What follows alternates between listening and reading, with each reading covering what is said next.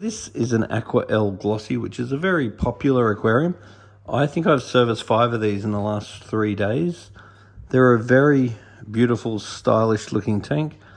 And this one is set up with an assortment of cichlids.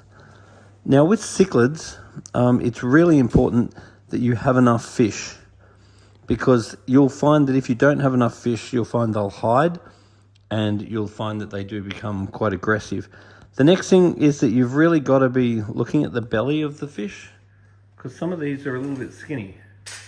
So if you look at the under the gill plate of the fish to the anus, if you see it rise at all, then that means the fish is underfed. If you see it with a little bit of a belly, then that's good. And if it's got a bulging belly, then that's bad. But as a generalization, these fish are a little bit on the skinny side. So I would definitely like to see this tank getting fed more. And I would like to see the underside of these fish a little bit plumper. So let's just have a little look. I'm currently standing back not to scare the fish. So besides the fact that these fish actually just woke up because the light was previously off before I arrived, but when they do wake up, we really want the fish to literally rush to the surface. So when you approach the tank, do they usually run up? Yeah, so that's a good sign. Now the next thing we'll do is have a look at their food. Very common, if you do get bad water quality, it's standard advice to actually cut the feeding down, because in general it's much better to underfeed your fish than overfeed your fish. But you also don't want to be underfeeding them. So what I'm looking at the moment is a tank full of slightly skinny fish. I'm not terribly worried, but once all these fish are coming out, this tank does look relatively well populated. So for you to get a new fish now, it'd have to really be a treasure, and you'd have to really want it. So yeah, you do have some quite aggressive fish in there, like Labiotropheus, like that fella there with the nose. Are you having trouble with any aggression with any of them? The venisters. Yes. The one big venisters. Yes. And the electric blue, 2 big electric blues. See, as a generalization, they're usually good bosses. So an electric blue, Venustus has got a reputation as being a good boss. So what a good boss will do is give everyone a little bit of a hurry up, but not actually hurt anyone. So if you see him going around bullying the other fish, but not hurting them, then that's a good thing. It's like having a strict general looking after the rest of the sergeants, or whatever you want to call it. So if you notice an individual that's aggressive, that keeps picking on one other fish, and then when the fish runs away, if the fish is still panting, then that's bad. That means that the fish has suffered stress due to that interaction.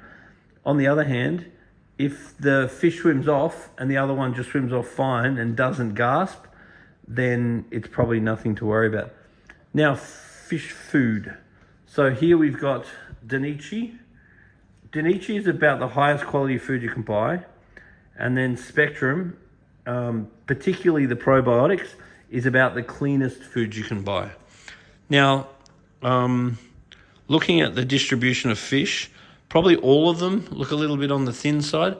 The other thing I'll just say is that size pellet and that pellet is relatively similar in size. So it is good to get a range of different size pellets, because different pellets are going to advantage different fish. Oi.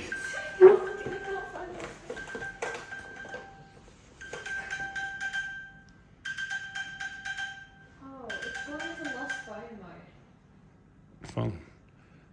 Okay, so if you had, say, some wafers, Spectrum's wafers, they're really great to allow the fish to graze on them. And other than that, this is probably a pretty good size pellet for these fish. But looking at the fish, and as you start to fatten them up a little bit, if you notice the smaller ones are not putting on weight, then you might want to go for a smaller size pellet. If you notice that the bigger ones are not putting on weight, then you might want to go for a bigger pellet. And having some wafer is something I would definitely do. I would definitely add some wafer to this tank. How long since the canister's been cleaned? About 4 months now. Oh. Last was clean. Okay, right. Okay, so we normally recommend they're cleaned once a month, but I'll know by how clean it is. So if yeah, I'll tell in a second. But in a perfect world, we'd clean it once a month, particularly because there's a lot of fish in this tank. So you will reach biological capacity. So cleaning a canister once a quarter, that really isn't unusual behaviour. But particularly due to how many fish are in this tank, as these fish are waking up, fish are coming out of everywhere, which is what happens. So basically, the more fish you have, the more stress there's going to be on the filter. So therefore, the more the filter should be getting cleaned. How often are you doing water changes? About once 2-3 weeks. Oh, good. Okay. So I'm very happy to hear that you're doing, and you're using a gravel cleaner when you're doing the water change? Okay, so I'm very happy to hear that. Because what happens over time, particularly with this many fish in the tank, is that they're all releasing what we call accumulants. So accumulants is all the different things that we can't really test for, that we don't really know much about, but they build up in the water and eventually have a consequence. So regular water changes, like changing about a quarter of it every 3 weeks, that's going to help a lot. But also there are products such as polyfilter. If you did consider putting polyfilter in the filter, polyfilter will remove accumulants by adsorbing and absorbing anything that's impure in the water. But the other thing that this tank is going to win with is the food. So fish keeping is 50% the quality of the food. And so the quality of this food is excellent. We do need to feed more because the fish are a little bit skinny, but that's okay. And it has a very good filter. It has plenty of aeration. It basically ticks all the boxes. Besides the fact the fish are a little bit skinny, really they look quite good. There's a little bit of aggression going on, but I wouldn't think that's... none of the fish look damaged, and none of the fish look overly stressed. So if you look at the fish and you see them breathing really heavy, then that's a bad sign for aggression. But none of your fish seem to be overly stressed.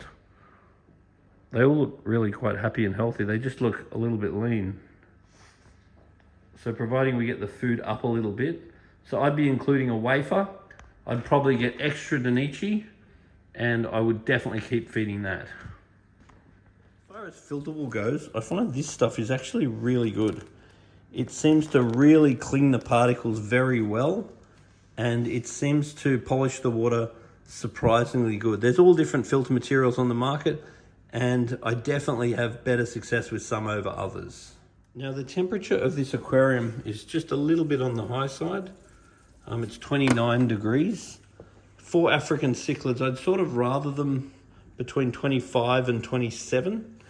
Now the disadvantage of them being at 29 degrees is that their metabolism will work extra fast, and that will mean that you need to feed them extra food. And it also might contribute just a little bit to the fish being a little bit thin. So in this case, I am going to recommend that we turn the heater down, because I'd rather it be a little bit on the low side. So these are very fancy heaters, and to change the setting on it, all I'm going to do is click the top button. Let's try and see it. So there's the little light. I'm going to click the top button, if I can get hold of it. Click it until it goes down to what I want it for.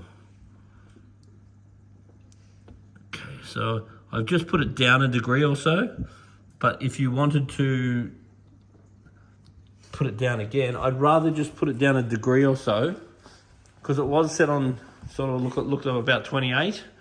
So I put it down, I think I put it down to 26 actually. So we'll just keep an eye on that temperature now. And we don't want it dropping more than about 2 degrees down. it's better just to let them stabilize and then put it down again.